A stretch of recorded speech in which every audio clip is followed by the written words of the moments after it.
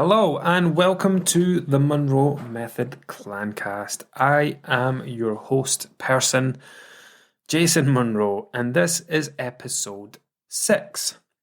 Now, I didn't say this last time. I probably didn't think it as I was doing it, but it wasn't until afterwards that, when I finished doing episode 5, the 5 traits of successful dieters, I realised just how much I enjoyed doing it. It was by far my favourite episode to have recorded. You can tell when I'm enjoying doing something because I get very passionate about what I'm talking about, and I try to fit in as much as I can and give as much value as I can. And hopefully I'll be able to do the same today. Now, as ever, I asked my guys in my coaching group for some suggestions on what to talk about. I'm going to take one from there, and I'm going to take one from Instagram from a question that came up in my question box, because one will lead very nicely into the other. So this was let me just check. Let me get it word for word on Instagram. So yeah, I put up a question box on Saturday night, encouraging people to make use of me and what I know so far. How do I work out how many calories I should be eating? So that was a question that very many people have. And the answer is very, very, very simplistic. However, there's more to it involved. So let's just dive in. So when it comes to calculating your calories, you first of all need to understand what your goal is. Now, for the vast majority of people that are listening to this or follow me or, whatever, it's going to be weight loss, right? That's my niche. That's where I, work with the most people. It's what I'm most known for. And I would say that probably 95% of the clients I work with, their initial goal at least, is weight loss until they work with me for a length of time and realize that weight loss is not a goal. Weight loss is a short-term thing we do, so we can then move on to the real goal of learning how to maintain our weights. But keeping it on topic with this one, to calculate your calories, you first of all need to know what you are calculating your calories for. Are you calculating your calories to lose body fat? Are you calculating your calories to maintain your weight? Or do you want to calculate your calories for performance? Maybe you're doing marathon training or you're going to the gym. Maybe you want to calculate calories for muscle gain. Whatever the case may be, these basic principles are pretty much suitable for most of them, maybe not the marathon training thing. But let's stick with weight loss for now, because that's what the vast majority of people are focused on that will listen to this. So to calculate your calories, you first of all need to find out your maintenance calories. Now you can go onto Google, you can type in TDEE calculator, and you will find lots and lots and lots and lots. In fact, let me do it. Let me do it right now and tell you exactly how many. TDEE calculator, 412,000 results. Now there's one right at the top there. TDEEcalculator.net. Learn how many calories you burn every day. Male, 36. Oh, I need to change it to metric because I don't know what my weight is in pounds. Male, 36, 78 kilos, 163 centimeters. Light exercise, 2,233 per day. Now that's not bad because I know where mine is based on years of experience. I know that I burn somewhere around, depending on how long the dog's been walked on this particular day, but anything from 2.3 to 2.5. So this estimation, which is all it is, it's a very, very, very inaccurate estimation. We're just trying to get into the ballpark initially, but this is telling me that I burn 2,233 calories a day based on the things that I've told it. Now, the problem with this is this calculator has a definition of light exercise. I have a definition of light exercise. Those two definitions might not line up. Statistically, people overestimate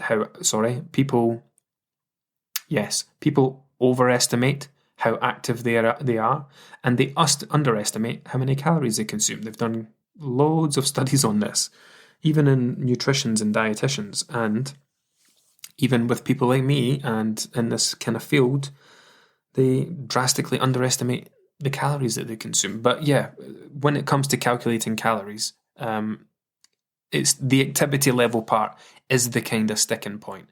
We can get a bit more accurate when it comes to establishing people's BMR through sex, age, height, and weight.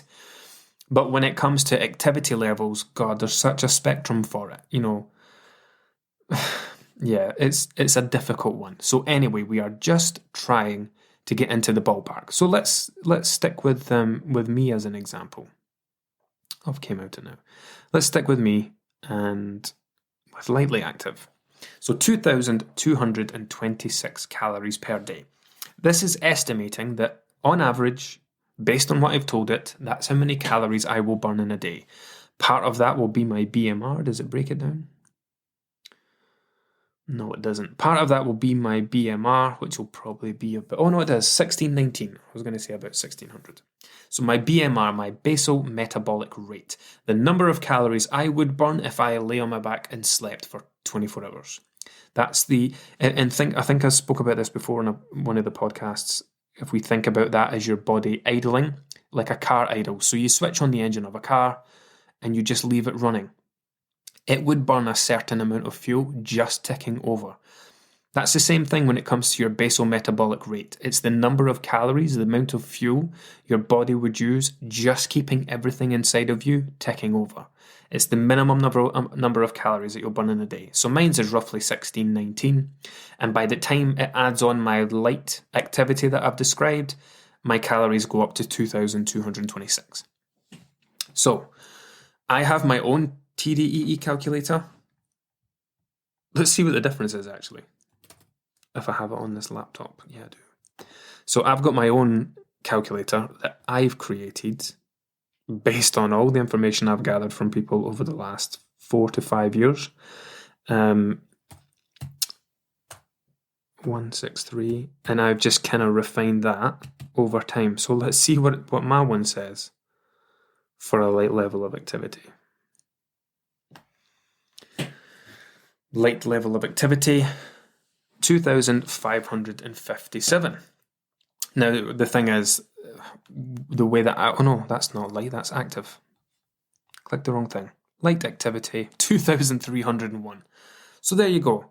Mine's isn't far off the mark compared to this one.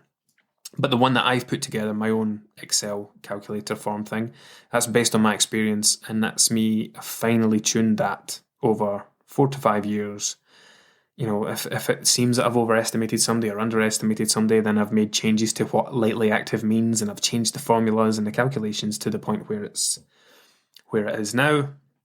But yeah, there's, as you can see, between the calculator I've used online and my own one, there's a 75 calories of a difference, which is a drop in the ocean. But this is what I mean.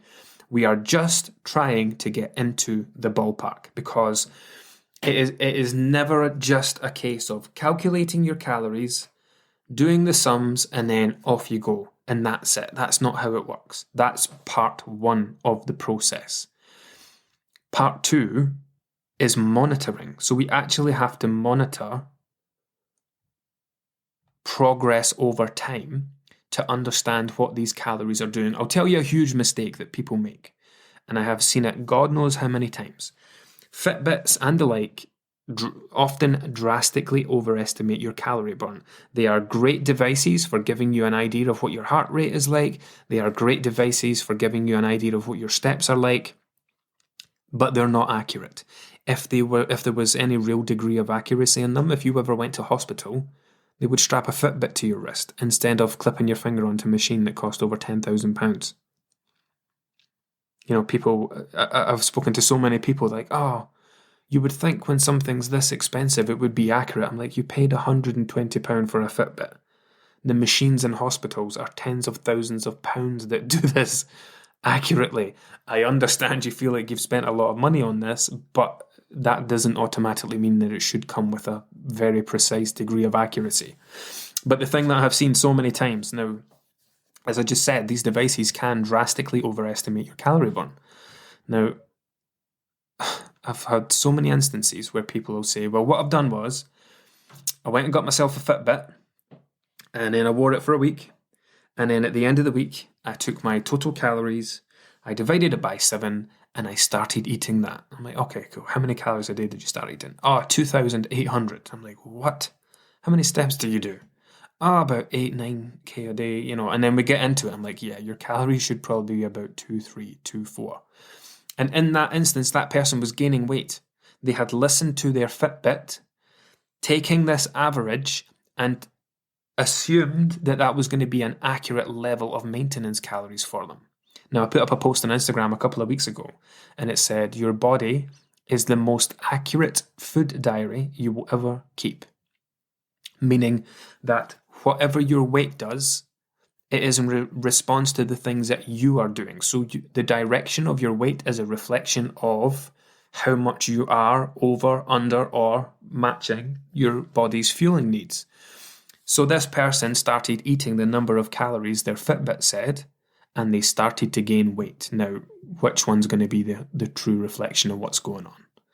The fact that their body is gaining weight is an indication that they are in a calorie surplus. It's an indication that their Fitbit is incorrect. It's not that the Fitbit is correct and their body is wrong. It's the other way around. So please, for the love of all that is holy, do not use an Apple Watch, a Fitbit, a Garmin, whatever else you've got to calculate these figures. So coming back to the TDE calculator, we are just trying to get into the ballpark. So again, using me as an example, and we'll stick with the TDE calculator one, not my Excel sheet. So 2226, I would round that down to 22. So we take my daily calorie burn to be 2,200 calories. And we say that would be my maintenance calories. Now, to lose body fat, we should all know by now that you need to create a calorie deficit. And you create a calorie deficit by consuming less than your maintenance calories. So if I started eating 2,000 calories a day, I would start to lose weight at a pretty slow pace because a 200 calorie deficit is very small. What would that be? Like a third of a pound a week, probably, thereabouts. But I would start to lose weight over time. Now, if you are if you are tracking your progress with structure and consistency, that means not putting yourself in a deficit, stepping on the scales, seeing a number you don't like and saying it isn't working. That's not structure or consistency. The way that we do things, or the way that I do things with clients, is I give them a few different options. When it comes to scale weight, when it comes to the way that we lose body fat, it is a process that takes time. The things that you do today, the things that you do this week, if you are in a deficit from this podcast episode comes out on a Monday, right? So let's say from today, Monday, if you're listening on a Monday, by Friday, you should not expect to have seen your efforts that week reflected on the scales. You do not lose body fat that quickly. Your efforts this week will be the results that you see next week and then the week after that. Because of the way this kind of fat loss cycle works. First of all, we have to create the calorie deficit. We have to force our body to eat itself, basically. We're forcing our body to turn inwards to our reserve fuel source to break it down for energy. And we are doing that in a small bit every day. Now, we think that there are around 3,500 calories in a pound of fat, meaning that when you force your body to turn inwards and break down 3,500 calories worth of energy, that should then equate to a pound loss. It's really not as precise as this. And our bodies don't work exactly in this way, but we have to be able to get it across and explain it and understand it in some way. But that's more or less the general idea of how it works. So if you create a 500 calorie per day deficit, multiply that by 7, it adds up very nicely to 3,500. And on average, you would hope to lose around a pound a week while consuming 500 calories less per day than you needed. That's how it's supposed to work. So when we create this deficit, and let's stick with my example of 200, you would be taking a 200 calorie bite out of your body fat each day. And your weight would come down your body fat levels, would come down by a few grams each day. However, it's not as straightforward as that because of the length of time this process takes. Again, what we understand so far about fat loss is that our body turns inwards. These fat cells that we have are then broken down and emptied. So the fat inside is broken down, we convert it into energy, and we use it. As we break the fat within the cell down, the space that the fat occupies, the fat cell, it's then replaced with fluid, with water. And this happens. Imagine fat cells being like microscopic frog spawn. I suppose that's a good way to describe it. Millions of tiny little circles. And each of these cells, the fat's taken away and it's replaced with water. Now, what's happening there is the fat cell is being left open and ready to receive body fat again. There's the expectation that it's going to be filled again. But after a while passes, the body realizes that's not happening because all those fat cells that are miles in front of us, those are still being broken down. These ones at the back, we're not coming back to this. Let's ditch the water from these. And this is what people describe as the whoosh when they see a whoosh on the scales. It's the body letting go of the waste product from breaking down existing body fat. And that's what leads to the new low weights on the scales. That's the moment when the scales will start to reflect the progress. But again, if you think of this as being a process, it works on like a 2 to 3 week cycle. And that's why we say that, this week's efforts are what you see next week and the week after. And the reason that can become very confusing is that when people go on a diet, at the very start, they see the scales come down very quickly. But it's got nothing to do with body fat, and it's something I hammer home with everyone that I work with on their first check-in after they've done that first 2 weeks. I'll explain to them in full. From the day you started until this day, that was your body just settling into a deficit, dropping muscle glycogen, using up excess calories, excess energy, ditching the water to go with that, changing the volume of food in your body, the weight of the food in your body, the digestive weight in your body reduced. All these things are happening. That's why your weight came down 6, 7, 8 pounds in those first 3 to 5 days and then did nothing. And it wasn't until you got to the end of week 2, your weight dropped by a pound, 3/4 pound. That was fat loss. So I go to great lengths to make sure people understand this. And that's what can be confusing. When you start the diet from week 1, you see the drop. You're doing the things and you're seeing the scales come down, and you're rightfully making the connection that the things you're doing are making that happen, but you're not touching fat yet. You're not seeing progress from fat loss. And that's why people have this belief that when they do these things, they should get like instant results for it. I've been quote unquote good all week. I should have seen the scales come down on Friday, kind of thing. Sorry, I went on a pure tangent and lost where I was. 200 calories a day deficit, yeah. So 200 calorie a day deficit would be very small. So I could eat 2,000 calories a day. The scales would come down very slowly, but it would make sense because I would be in a smaller deficit.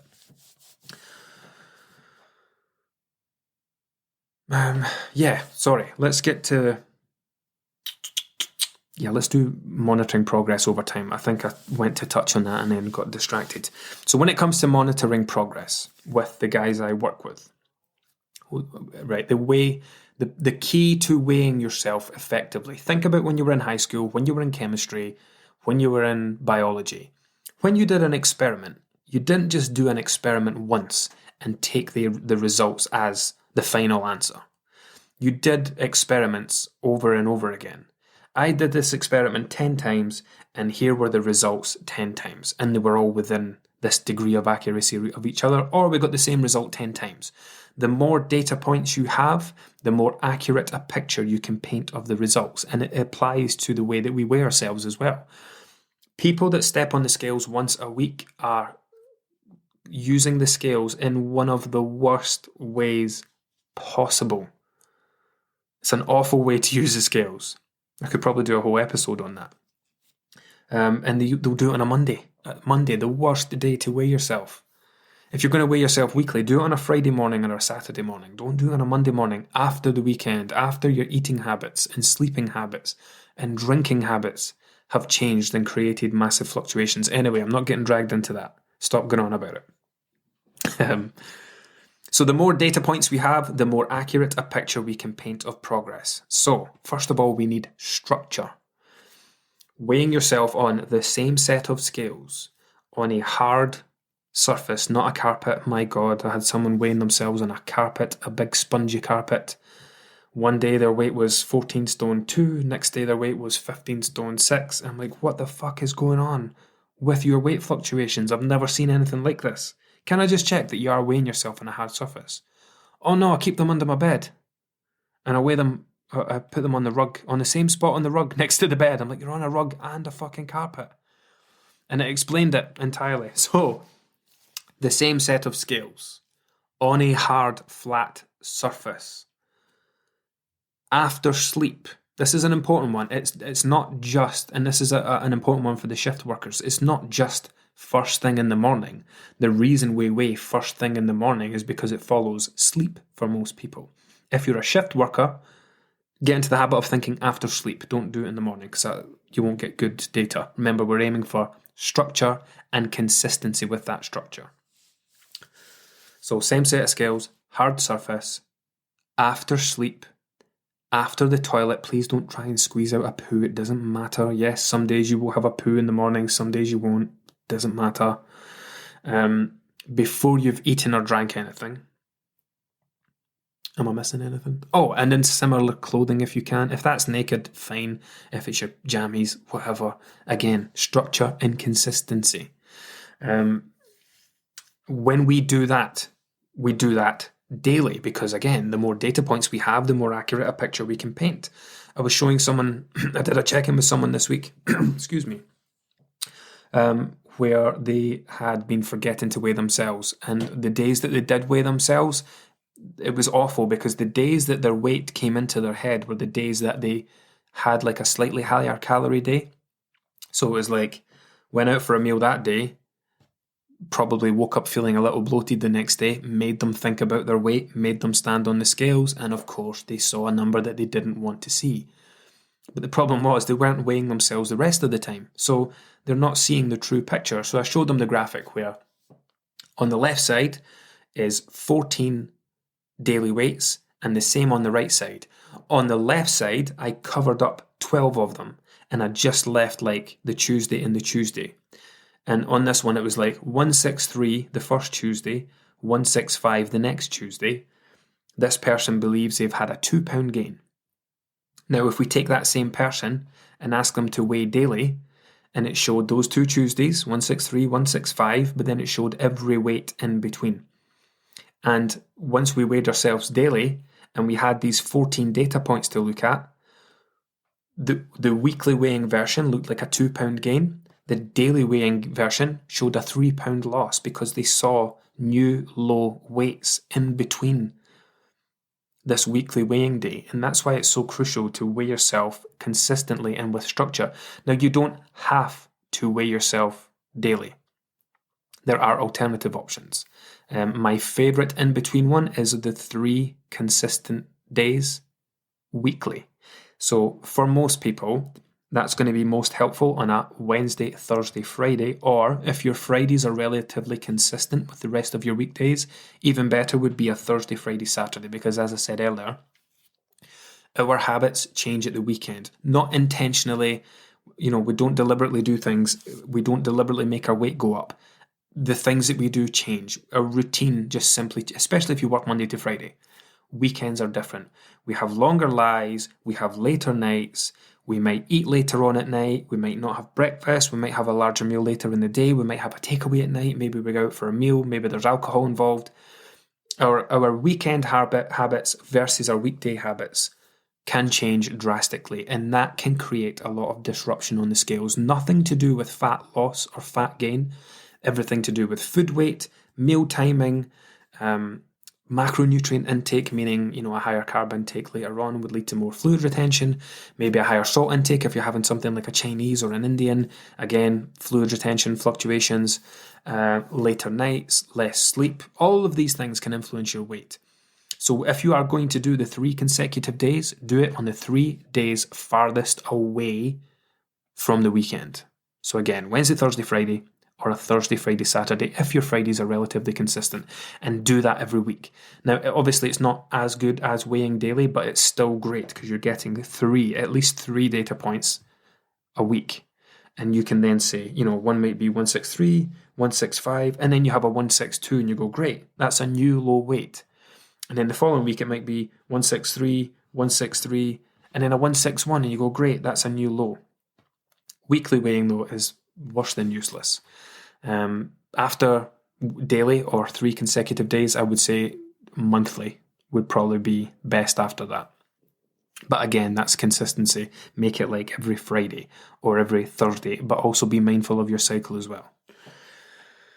So the reason I went on about that so much is, when you calculate these calories, when I calculate people's calories, that's the easy part. We take the numbers, we take the estimation of activity, I do the calculations and I say, here you go, you will work to 1,400 to 1,600 calories per day.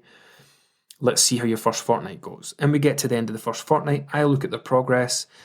I've been doing this long enough now where I can say, yeah, that looks about right, or maybe it's too much. Maybe look at their hunger levels, they've been quite hungry, they're doing everything right, but they're a bit hungry. Their weight did drop pretty quickly, and I can say, right, well, our estimation was maybe a little low. Maybe you're burning more calories. Let's bump that up to 1,600 to 1,800 calories. And then they'll carry on from there and they'll do fine. In the same way, it might be the opposite direction. Their weight might not come down. If it was the first fortnight, I wouldn't do anything about it. Unless it was drastic. In the first fortnight, I wouldn't do much because, again, remember that first week, not much is happening. When we get to the next fortnight, once we get to the end of 4 weeks and I've got loads of data to look over, I can then say, right, you are losing about half a pound a week. Your calories probably need to come down. What are your hunger levels like? You're actually doing okay.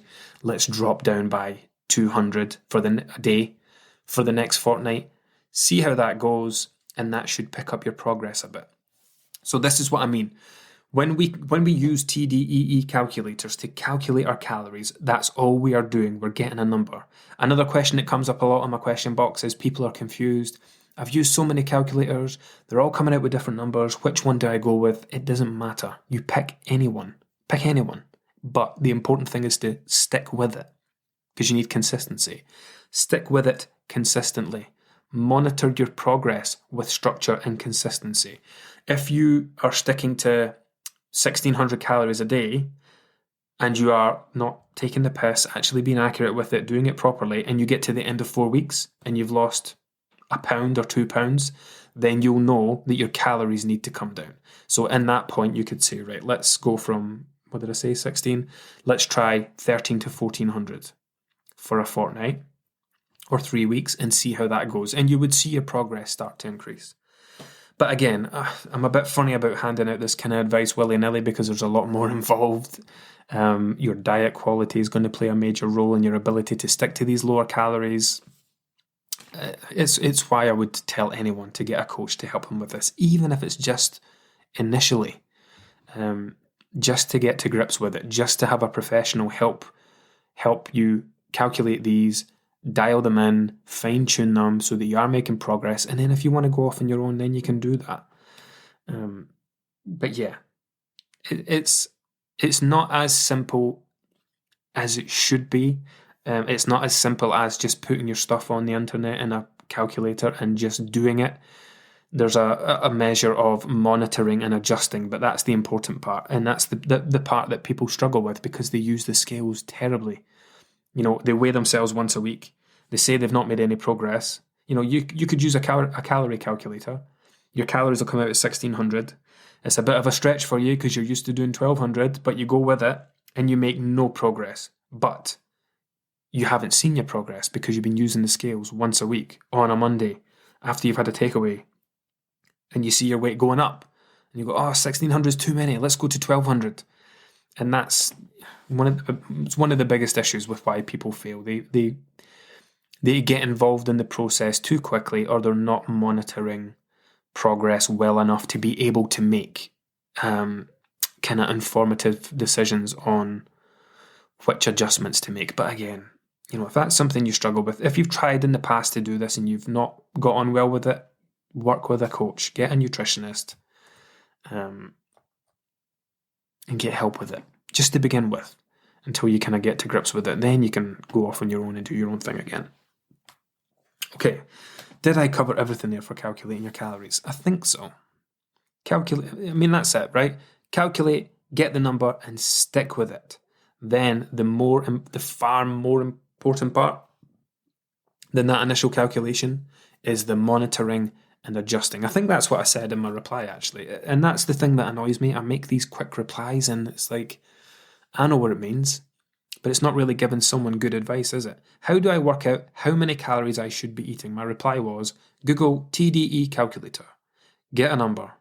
Work with it. Monitor progress over time. Adjust as necessary. I mean, that's sound advice, but it's how does that person then apply that in their own way? That's where the trouble starts. Okay, so this slides nicely into number 2. Because obviously if somebody's calculating their calories, they're putting them into MyFitnessPal or NutriCheck or something, then they're tracking those calories. At the opposite end of the scale, let me find the other question I was asked. So there was 2. Lavinia asked, how do you know when you are ready to transition over to maintenance calories? Also, how do you wean us off of tracking calories? And someone else asked something similar. Which one was it?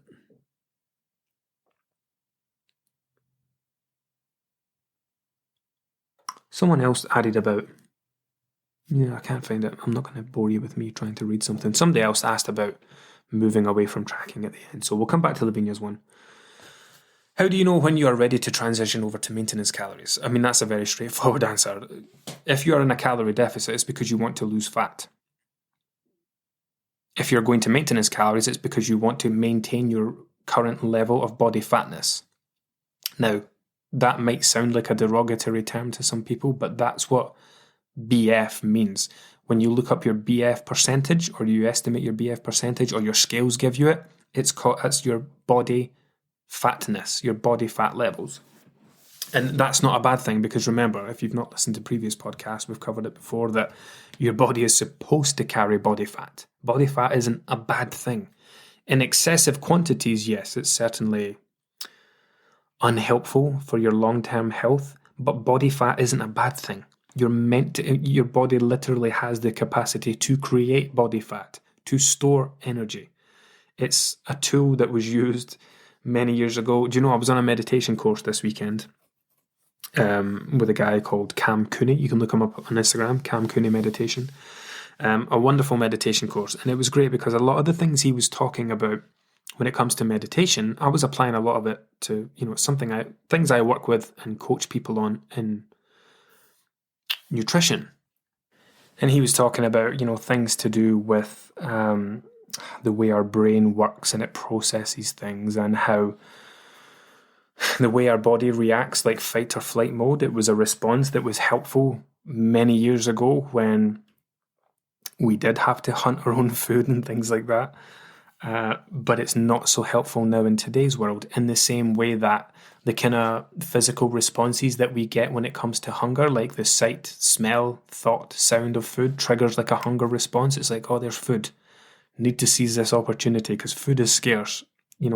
Evolution has not caught up with today's world. We have lots of things that are built into us and ingrained in us that aren't really helpful in a very modern world. Anyway, the point of that tangent was that body fat is something we're supposed to have. It serves a purpose. Perhaps not in today's world, but a long time ago when we did hunt, grow, gather our own food, there were times when food wasn't abundant, and we would pack on the pounds intentionally when food was plenty, and that would help see us through times when food was scarce. Because that's what body fat is, a reserve fuel tank. So again, your level of body fatness, it's not a derogatory term. We're not, it's not offensive. So you shouldn't choose to take offense at it. But you are supposed to have body fat. I have body fat right now. You have body fat right now. And we would all do a lot better of accepting the fact that it's something we're supposed to have, supposed to gain. Just not in the levels that, some of us do go on to gain it. And, that's going beyond kind of hungers and needs and moving into the complex world of, our mindset and emotional relationships with certain foods. Anyway, back to this.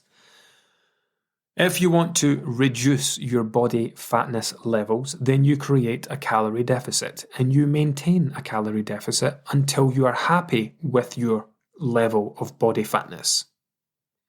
When it comes down to a point where you say, cool, I'm done now. This is a nice place to be. I feel comfortable. My running is going great because I'm thinking of Lavinia because she's a runner.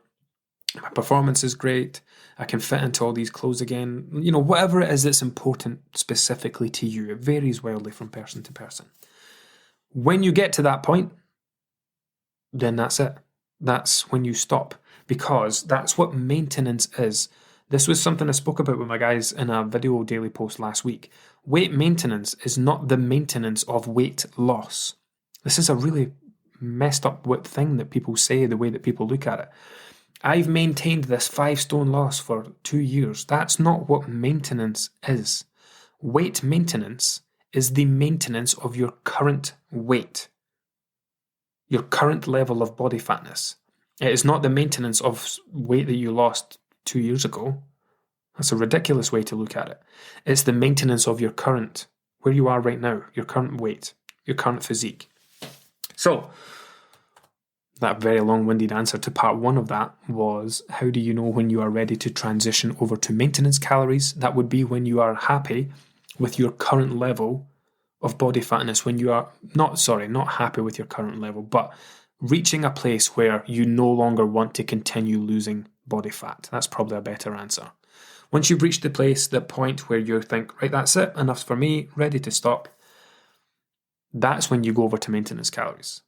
Because by definition, maintenance calories is the number of calories required to maintain your current weight. Not lose weight, not gain weight, maintain your weight. Part 2 of that. Also, how do you wean us off tracking calories? Now, this is a really good one because it lets me explain my process to the wider world, but also to the people that are not quite sure about it in the group. Now, we don't just go cold turkey.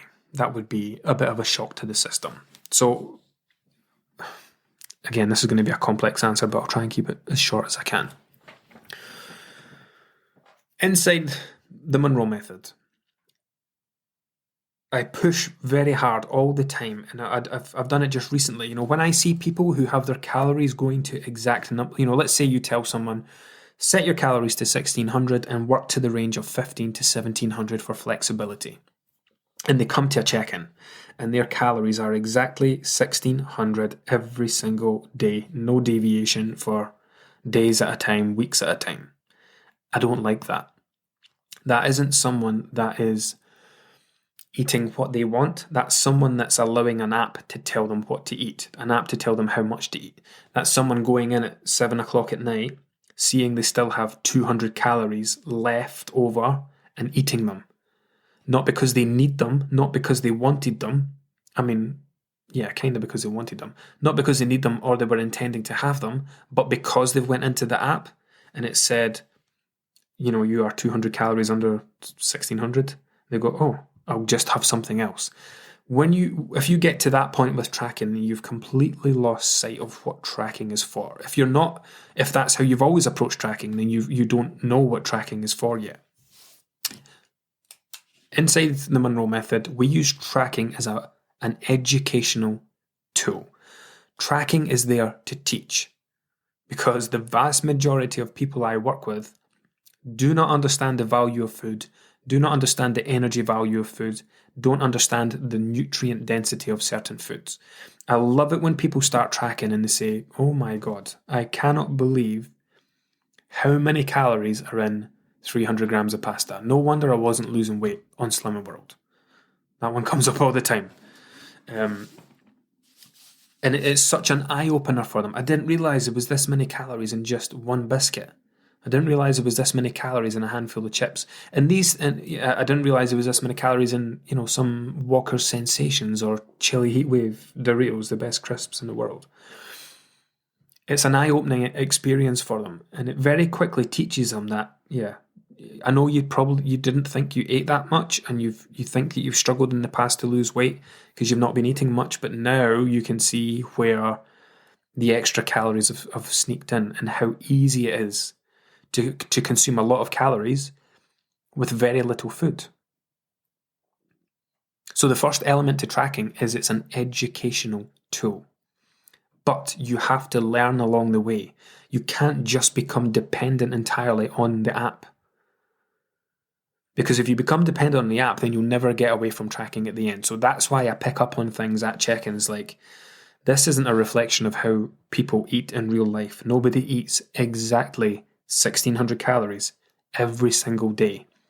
I would like you to start approaching this more naturally. I don't want you to let MyFitnessPal tell you how much to eat. I want you to decide what you're having for the day, put it into MyFitnessPal and see how it goes. You are the one telling the app what you are eating. The app is not telling you how much you should eat.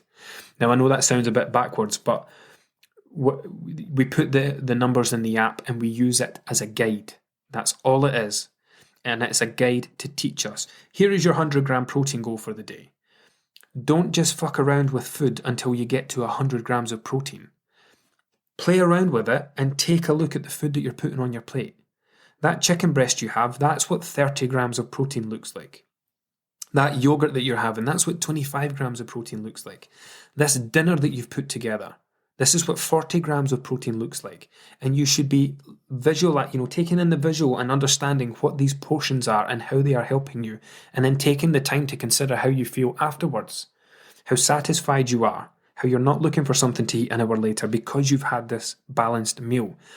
And we should be focused more on the food itself, not the grams and the calories and the numbers and the exactness of MyFitnessPal. It is just a teaching tool to guide you in a direction. What was the thing I said once about macros? Think of your macros as a direction to eat, not a number to reach. Not sitting at the end of the day saying, I've still got 20 grams of protein to have, and then going to the kitchen and eating half a packet of cooked ham. That's ridiculous. I know people have done it and they do it, and we talk about it at the time, but that's not, when I use, not everyone else is like this, by the way, personal trainers or most personal trainers, many personal trainers, I can't say most, that's unfair. Many personal trainers are terrible in the way that they encourage their clients to use MyFitnessPal. The way that, I'm not saying that my way is the best, but the way that I do things, it is very much about using MyFitnessPal as a guide to help teach you. It's not something you become fully dependent on. It's not about hitting exact grams every single day. There is it's very relaxed, very flexible. You don't get any bonus points or badges or gold stars for getting to exactly this or exactly that. Quite the opposite, in fact. First of all, before we get to the end of weaning away from tracking, we have to first of all be approaching tracking from the right place, understanding that it's going to help teach us, but we have to learn. We cannot just wake up every day and plug this stuff in and not be learning anything about the food that we're putting together. Otherwise, you will either, one, be a slave to MyFitnessPal for the rest of your life, or two, you'll stop using MyFitnessPal and you'll just revert back to how you were eating before you started tracking because none of this became natural for you. So yeah, that's the kind of important initial part. So I've worked with someone for a while, they've achieved their goal, and now they have woken up one day, they have stepped on the scales, or they've looked at a photo, or they've just smashed a PB out on a 10K, and they're like, do you know what? I am fucking happy with how I look, how I am performing, how my clothes are fitting, where my diet is at, my confidence in, my confidence in the way I put food together is increased, my relationship with food is fantastic. I'm ready to stop. I'm ready to get away from tracking. What do we do from here, Jason? I want to maintain my weight. How do we go about it? So, for those that don't know, the way I do things is we'll calculate people's maintenance calories. We'll put them in a 600 calorie deficit. So let's say it's 2,200. They would be on 1,600 calories with a range of 1,500 to 1,700. Okay, and that should see them lose around a pound, pound and a quarter, pound and a half maybe per week on average over time. Now, realistically, I could, when we get to the end, we'll have adjusted their calories a few times by that point. I'll take a look and say, right, I estimate that your new maintenance calories, because remember, once you lose weight, your starting maintenance calories, 2,200. By the time you've lost body fat, that might now be 2,000. So we might say, I've estimated your maintenance calories to be somewhere around 2,000. You've been having around 1,500. Realistically, we could put you straight to 2,000 and you would maintain your weight, because again, that's what maintenance calories are, right? The maintenance of your current weight. Your weight would initially spike because you are eating more food, putting in more calories. Your weight would naturally increase, not body fat, weight. But that can be a bit of a mindfuck for many people, like especially if someone's been in a deficit for 3, 6, 9, 12 months, maybe more. It's a bit of a challenge just to say, right, jump up 500 calories and fill your boots. That's overwhelming for most people. So here's the way that I do things. Let's go back to the 1,600 calories example. If someone was on 1,600 calories, I would say, right, for the next 2 weeks, you are going to work to 1,800 and work to a range of 17 to 19. And you're going to carry on as if you're still doing the deficit thing, but you're going to learn what a greater amount of food looks like. Now, another thing you'll hear me say a lot in two directions. Number one, you can't scale a weight gaining diet down, meaning when someone just tries to count calories and wants to lose weight, then they have to eat less. And if it's already taking you 3,000 calories to satisfy your hunger, how are you possibly going to go to 1,500 to lose weight? You'd be starving. So you can't scale a weight gaining diet down. At the opposite end of the scale, you cannot scale a weight loss diet up, meaning if someone has found a way of eating at 1,500 calories that satisfies them for the day, they can't just eat more of that. Because if they did, they would explode. So it's not about eating a bunch of more protein and a bunch of more fiber and eating more of all these low-calorie foods that you've temporarily introduced to help you achieve a deficit.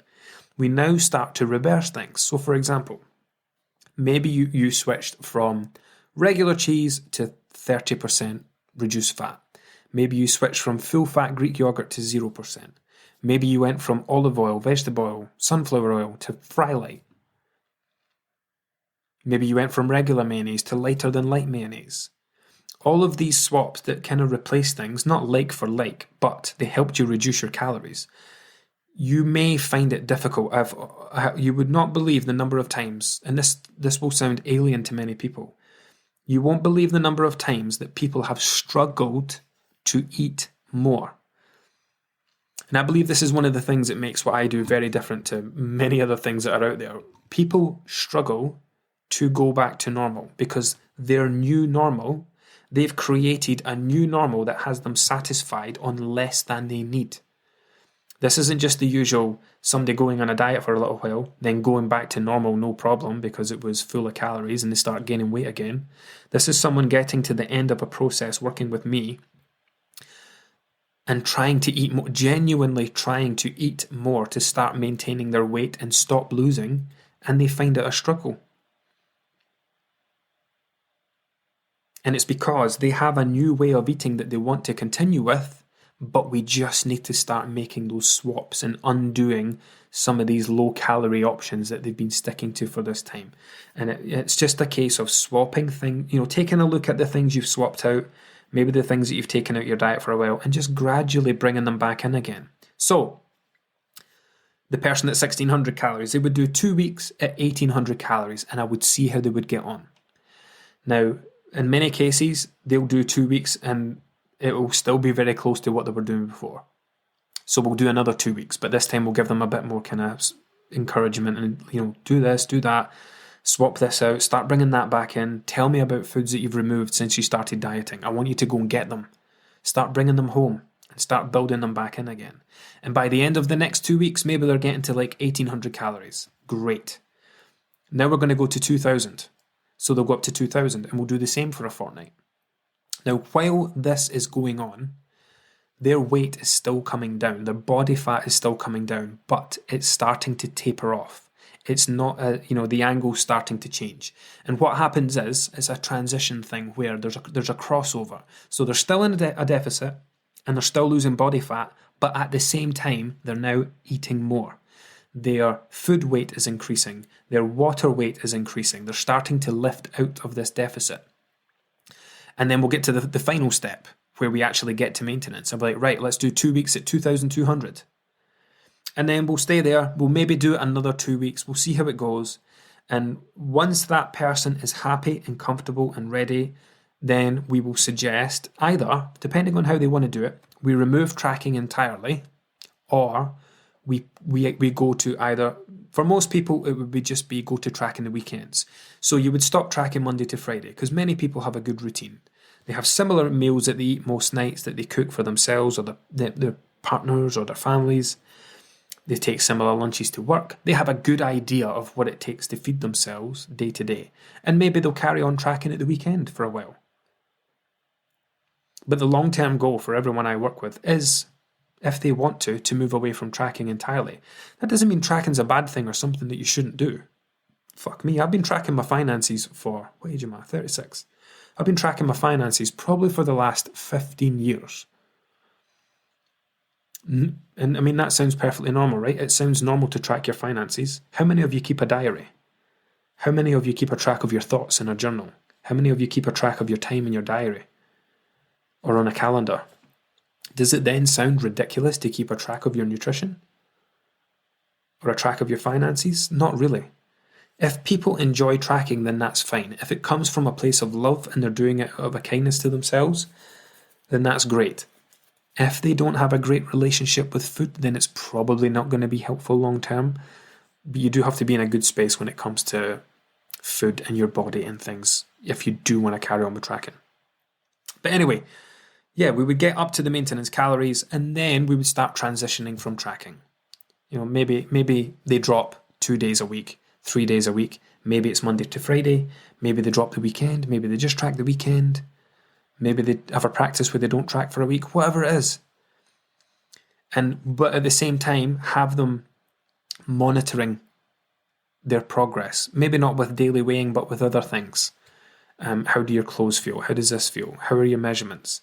And what it does is it builds the case for them. It builds their confidence. Meaning that, a lot of people worry that the minute they stop tracking, their weight's just going to go up again. But listen, you do not need to, when you've been doing it for a good length of time, you can carry on eating the same without tracking it. It's the same with steps. You can still go for a 40-minute walk without wearing a Fitbit. You'll do the same number of steps. You just won't see them. You don't need to wear a Fitbit to go for a walk. You don't need to track your nutrition, your calories, your food in MyFitnessPal to carry on eating the same. But there, we can build that confidence and help them have confidence in themselves and the things that they've been learning during all this time they've been working with me. You know what a balanced meal looks like. You know what 30 grams of fibre in a day looks like. You know what 100 grams of protein in a day looks like. Yes, it would be unrealistic to expect you to carry on exactly as you are, but you've had a bloody good go at tracking. And yes, your protein will probably fall away a little bit, so will your fibre. So what? How far have you come since the day you started? If I could track your nutrition without you seeing it, and yes, it probably would dip a bit from what it was when you were tracking, but if we could compare that to where you once were to where you are now, you will have come a million miles. Not only that, you'll have lost a lot of weight. You'll now be at a healthy weight, potentially depending on how much weight you've lost or what you've done, adding years on to the end of your life, adding years on to the end of your life in terms of also not dieting. I would think about the amount of years you're going to dedicate during the rest of your life to going to Slimming World or Weight Watchers again and again and again. You've freed yourself from that now. So yeah, it's something that has to be done with care. Tracking isn't something that should be taken on lightly. I'm not keen on people just downloading MyFitnessPal and just getting a number and just sticking to it, because for the vast majority of people, that's not going to help them. Not in the long term. Yes, you can do it yourself. Yes, you can do it for free.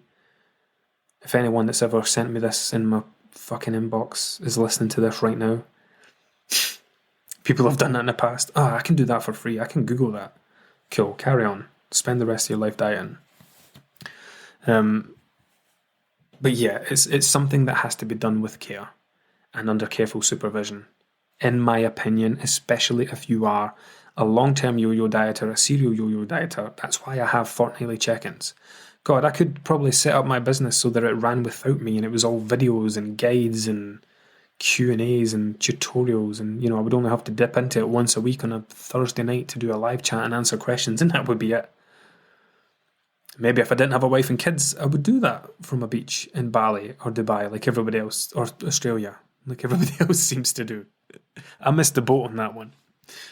I was actually saying this to someone the other day. I don't like that. I need to have a hand in it. I feel responsible for everyone that invests in themselves by investing in me, and that's why I want to be involved in the process as much as I am with our video check-ins and feedback and all those kind of things. Anyway, 56 minutes, that wasn't too bad. I hope this has been helpful. Again, as ever, I don't get feedback on any of these apps that you find us to listen in, so please feel free to email me, jason@munronutrition.com, DM me on Instagram. If you're someone from the group, post on one of my daily posts. Let me know how you got on with this or any other episodes. If you want to ask me anything or you want more information about what I do, if you're not a member, just reach out to me on anything that I've just mentioned. Other than that, I hope it's been helpful, and I will see you guys in episode number 7.